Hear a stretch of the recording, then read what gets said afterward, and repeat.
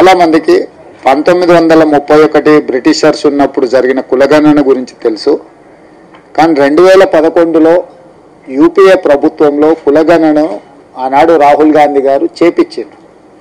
కానీ ఆ document publish కాలే. 2014లో ప్రభుత్వం మారిన తర్వాత పూర్తిగా దాన్ని తర్వాత వచ్చిన ప్రభుత్వం ఆ డాక్యుమెంట్ను పూర్తిగా దాచిపెట్టింది. సో రాహుల్ గాంధీ గారు 2011లోనే దేశ జనాభాలో ఉన్న బలహీన వర్గాల లెక్కలు తేల్చాలని ప్రయత్నం చేసిండ్రు. ప్రభుత్వం ఆనాడు సేకరించింది.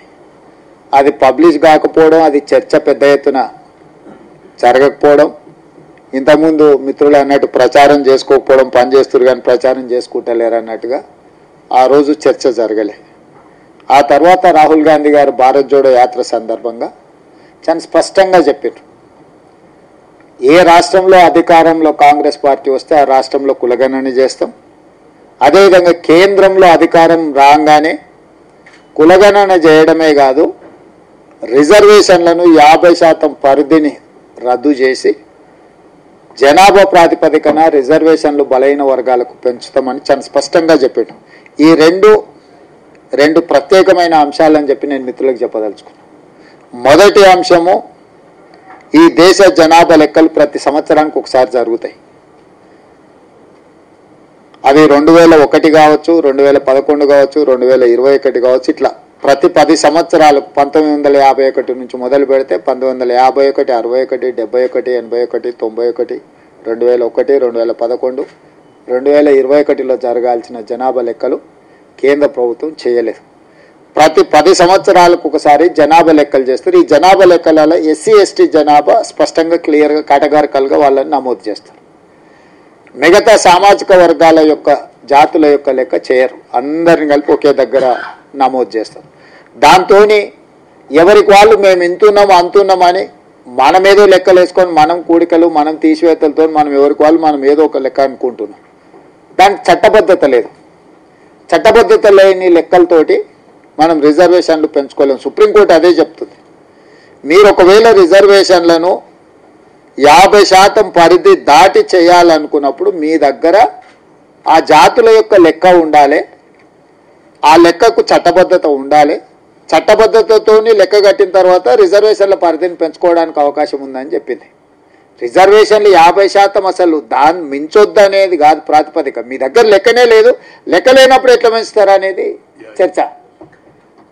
అందుకే రిజర్వేషన్లను పెంచాలంటే ముందు జాతుల లెక్క తేలాలి. ఇది గుడ్డు ముందా కోడి ముందా లాంటిది. ఈ జనాభా లెక్క తేలితే రిజర్వేషన్లు పెంచుకోవడానికి వస్తుంది. రిజర్వేషన్లు పెంచాలంటే జనాభా లెక్క తేలాలి. ఈ గజిబిజిలో దీన్ని ఇది అడిగితే అది చెప్పి, అది అడిగితే ఇది చెప్పి ఇప్పటి వరకు ప్రభుత్వాలు కానీ పాలకులు కానీ రకరకాల పరిస్థితులు. సరే, నేను ఎవరిని తప్పుపట్టలే, ఎవరి గురించి మనం అనవసరమైన చర్చ చేయడం అనవసరం. రాహుల్ గాంధీ గారు ఒక నిర్ణయం చేసి ఇది చేయాలన్నాడు. వారు తెలంగాణలో పాదయాత్ర చేసిన సందర్భంగా దాదాపుగా 400 కిలోమీటర్లు, మొత్తం జాతీయ స్థాయిలో కన్యాకుమారి నుంచి కాశ్మీర్ వరకు 4000 కిలోమీటర్లు 150 రోజుల్లో పాదయాత్ర చేసినప్పుడు 22-23 రోజులు తెలంగాణ రాష్ట్రంలో చేసిన దాదాపుగా 400 రోజులు మక్తల్లో కృష్ణానది దాటుకుంటూ మహారాష్ట్రకి వారు పాదయాత్ర చేసుకుంటూ హైదరాబాద్ చార్మినార్ దగ్గర ప్రతి సందర్భంలో మాకు ఈ రాష్ట్రంలో అధికారం ఇవ్వండి, మేము కులగణన చేసి జనగణన కులగణన చేసి తీరుతామని రాహుల్ గాంధీ గారు మాట చెప్పారు. అదే మాటతోనే మీరందరూ కలిసి కాంగ్రెస్ పార్టీని తెలంగాణ రాష్ట్రంలో అధికారంలోకి తీసుకొచ్చారు. మీ అందరి సహకారం ఉండబట్టే ఈరోజు ప్రజాపాలన ఈ ప్రభుత్వం ఏర్పడ్డది. మరి మీ సహకారం ఉండి ఏర్పడ్డ ప్రభుత్వం మీకు ఇచ్చిన మాట నిలబెట్టుకోవడానికి మొదటి సంవత్సరంలోనే సంపూర్ణంగా ప్రయత్నం చేసింది. ఫిబ్రవరి 4, 2024 నాడు మొట్టమొదట శాసనసభలో తీర్మానాన్ని ప్రవేశపెట్టి అక్కడి నుంచి ప్రక్రియ మొదలుపెట్టింది. ఫిబ్రవరి 4, 2025 నాడు మొత్తం సేకరించేసి సభలో తిరిగి మళ్ళీ మొత్తం లెక్కలతో సహా ఫిబ్రవరి 4, 2025 నాడు ప్రవేశపెట్టడమే కాకుండా ఇది ఒక సోషల్ జస్టిస్ డేగా మనము ప్రభుత్వం అధికారికంగా ఒక నిర్ణయం తీసుకున్నది. ఎందుకంటే ఎన్నో దశాబ్దాల నుంచి వాయిదా పడుతూ వస్తున్న మీరు ఆందోళన చెందుతున్న అంశానికి ఫిబ్రవరి 4 అనేది ఒక ప్రత్యేకమైన సందర్భం. ఇది ఎప్పటికీ మనం గుర్తుపెట్టుకోవాల్సిన సందర్భం అని చెప్పి రాష్ట్ర ప్రభుత్వం అధికారికంగా ఫిబ్రవరి 4న ఒక సోషల్ జస్టిస్ డే కింద రాష్ట్ర ప్రభుత్వం ప్రకటించింది. దీనికి సంబంధించి ప్రక్రియలు చాలామందికి చాలా అనుమానాలు ఉండొచ్చు.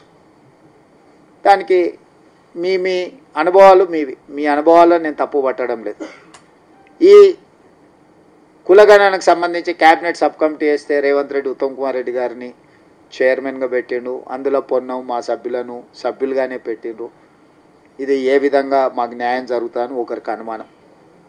ఉత్తమ్ కుమార్ రెడ్డి గారు సుదీర్ఘంగా పిసిసి అధ్యక్షుడిగా పనిచేసి కాంగ్రెస్ పార్టీ ఐడియాలజీని రాహుల్ గాంధీ సంపూర్ణ అర్థం చేసుకునే సీనియర్ క్యాబినెట్ కలీగ్ మినిస్టర్. అందరితోని సత్సంబంధాలు ఉన్నాయి. అధికారులను కూడా కూర్చోబెట్టి పని చేయించగలిగిన నైపుణ్యం ఉంది. ఇప్పుడు మనం ఎవరినైనా చైర్మన్ చేసి వాళ్ళకి సీరియస్గా ఈ ఆఫీసర్స్ చిరంజీవి గారికి తెలుసు, వాళ్ళు ఎట్లా కావాలంటే అట్లా లాను బెండ్ చేయగలరు, లాను బ్రేక్ కూడా చేయగలరు. కాకపోతే వాళ్ళు బెండ్ చేస్తురా బ్రేక్ చేస్తురా అని తెలుసుకోగలిగిన వాళ్ళు పైన ఉంటే దాన్ని కొంచెం ఒక లైన్లో నడపడానికి అవకాశం ఉంటుంది.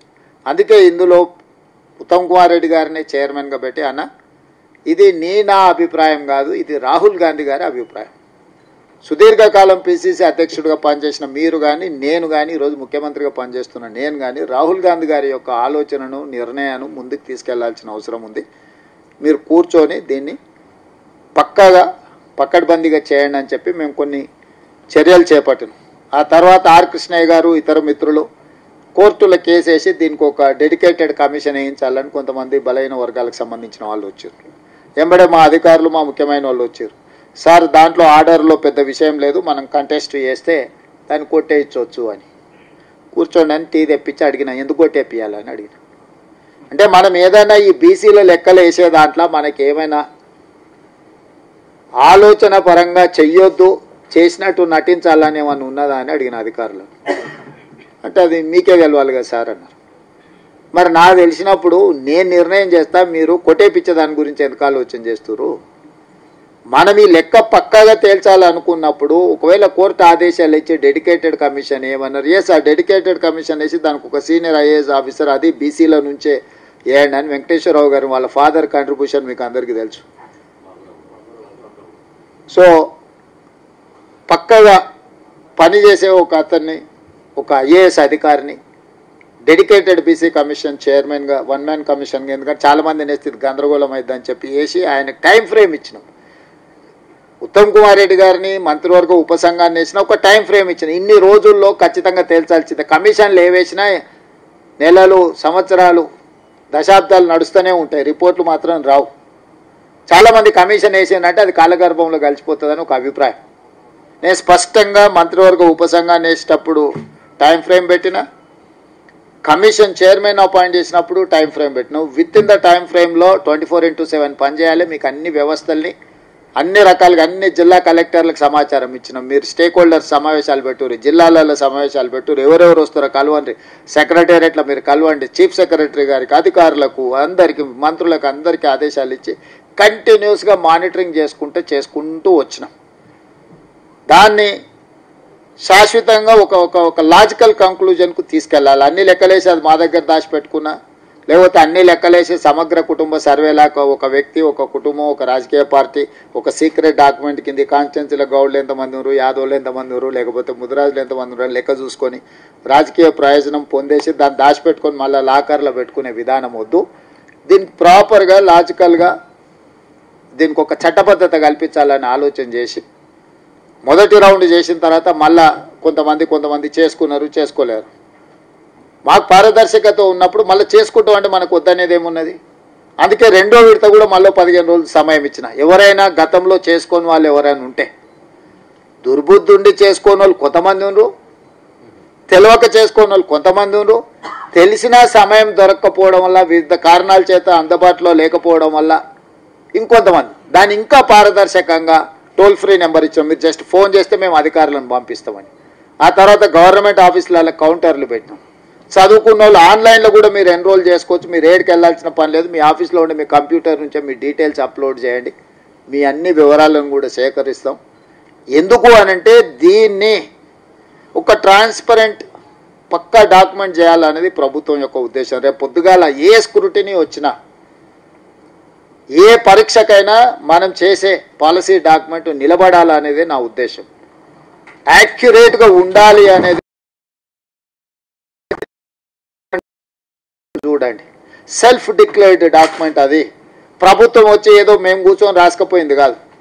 మొత్తం డీటెయిల్స్ అని మీతో రాసుకొని మీకు చదివి వినిపించి మీ సంతకం తీసుకొని ఆ పక్కన ఏ ఎన్యూమరేటర్ చేసిండో ఆ ఎన్యూమరేటర్ సంతకం తీసుకొని ఆ ఎన్యూమరేటర్ పక్కన సూపర్వైజర్ సంతకం కూడా మొత్తం గవర్నమెంట్ ఎంప్లాయీస్ని, టీచర్స్ని, దాదాపుగా 40-50 వేల మంది టీచర్లను, జనరల్గా ఇట్లాంటి వాటికి టీచర్లను వాడొద్దని సుప్రీంకోర్టు డైరెక్షన్ ఉంది.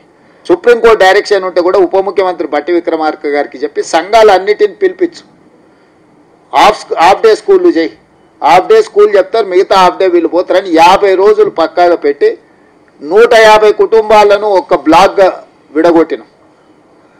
ఈ 150 కుటుంబాలనే ఒక ఎన్యూమరేటర్, రోజుకి 8 నుంచి 10 కుటుంబాలే. 50 రోజులు ఇవాళ పోతే మనం 8 కుటుంబాలు అని పోతే 4 కుటుంబాలు ఉంటే 4 కుటుంబాలు లేవు అనుకో, వదలకుండా 50 రోజులు టైం ఇచ్చినాం. పోయి ఇల్లు కూర్చొని ఫస్ట్ ఇంటికి స్టిక్కర్ లేపించినాం, ఫస్ట్ ఇండ్లను ఐడెంటిఫై చేసినాం, ఇండ్ల నమోదు తర్వాత వ్యక్తుల నమోదు చేయించినాం. వ్యక్తుల నమోదులో సెల్ఫ్ డిక్లేర్డ్ డేటా నేను ఎందుకు పదే నేను ఉత్తమ్ కుమార్ రెడ్డి గారు 100% యాక్యురేట్ డాటా అని ఎందుకు చెప్పినామంటే కూడా ఏదైనా అబద్ధం చెప్తాడు కానీ కుల అబద్ధం చెప్పడు. ఎందుకంటే ఇది బలహీన వర్గాలకు లబ్ధి చేకూర్చేది. తప్పు ఎక్కడ వస్తుంది? ఎవరైనా ఓసీలు ఉన్నాడు బీసీ చెప్పుకుంటాడు, ఏమన్నా లాభం వస్తుంది ఏమన్నా ఆశతో, కానీ బీసీలు ఉన్నాడు ఓసీ అని చెప్పుకుంటాడా? నష్టం వాళ్ళకే కదా. అందుకే నేనేమన్నా ఇది పర్ఫెక్ట్ యాక్యురేట్ డేటా. దీన్ని మీరు అనుమానాలు, రాజకీయ పార్టీల అనుమానం వ్యక్తం చేస్తే పర్లేదు, ఎందుకంటే ఇంత పర్ఫెక్ట్ డేటా రేవంత్ రెడ్డి చేస్తే రేపు చరిత్రలో రేవంత్ రెడ్డి ఉంటాడు. 10 ఏళ్ళు మేము ఉన్నా చేయలేదు, ఓ మంచి పని 10 నెలలనే ఆయన చేస్తే ఆయనకు మంచి పేరు వస్తుంది అనుకున్నప్పుడు ఎవరికైనా నా రాజకీయ ప్రత్యర్థులకు అట్లాంటి ఆలోచన ఉంటుంది, తప్పలేదు. నేను వాళ్ళని తప్పు పట్టను. వాళ్ళు అదే విధానంలో ఇప్పటివరకు ముందుకు వచ్చారు, ఇప్పుడు కూడా అట్లనే ఉంటారు.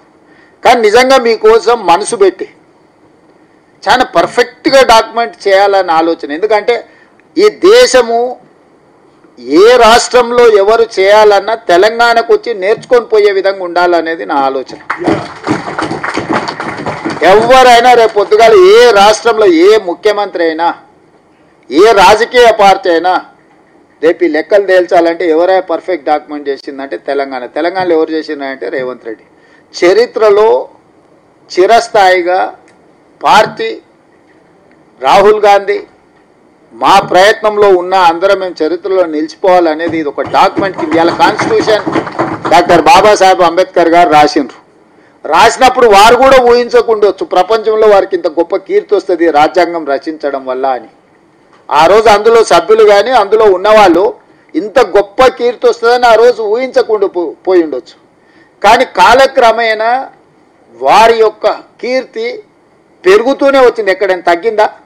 30 ఏళ్ల కింద అంబేద్కర్ గారి గురించి కొంతమంది మాట్లాడితే ఆ తర్వాత ఈరోజు ప్రతి ఒక్కరు అంబేద్కర్ గారిని కీర్తించాల్సిన పరిస్థితి వచ్చింది. ఎందుకు? వారు రచించిన రాజ్యాంగం అనేది అంత గొప్పది. అంత గొప్ప అవకాశం కాంగ్రెస్ పార్టీ అంబేద్కర్ గారికి ఇచ్చింది. ఈరోజు ఈ పాలసీ డాక్యుమెంట్ కూడా కాంగ్రెస్ పార్టీ నాకు, ఉత్తమ్ కుమార్ రెడ్డి గారికి, పొన్నం గారికి, లేకపోతే మహేష్ గౌడ్ గారికి, మాకందరికి ఒక అవకాశం ఇచ్చింది. ఈరోజు ఈ ప్రాసెస్లో మేమందరం భాగస్వాములం. ఇవాళ ఈరోజు ఇది అంత పెద్ద చర్చ జరగకపోవచ్చు, కానీ పొయ్యే కొద్దీ వివిధ రాష్ట్రాలు దీన్ని అనుకరించాల్సి వచ్చిన ప్రతి సందర్భంలో ఈ ప్రాసెస్లో ఎవరు భాగస్వాములు, ఈ ప్రాసెస్ని ఇంత పర్ఫెక్ట్గా చేసిన వాళ్ళు ఎవరు అనేది రేపు చరిత్రలో ఎప్పటికీ ఉండిపోయేది, ఒక మైల్ స్టోన్ ఇది. అందుకే మేము ఇంత పర్ఫెక్ట్గా ఎక్కడ చిన్న వివాదం లేకుండా ఎవరితోనే అనవసరమైన వాదనలకు పోకుండా నేను దీన్ని ఒక పర్ఫెక్ట్ లాజికల్ డాక్యుమెంట్ కింద తీసుకొచ్చిన. దీన్ని నా బీసీ సోదరులను అర్థం చేసుకోమని చెప్తున్నా.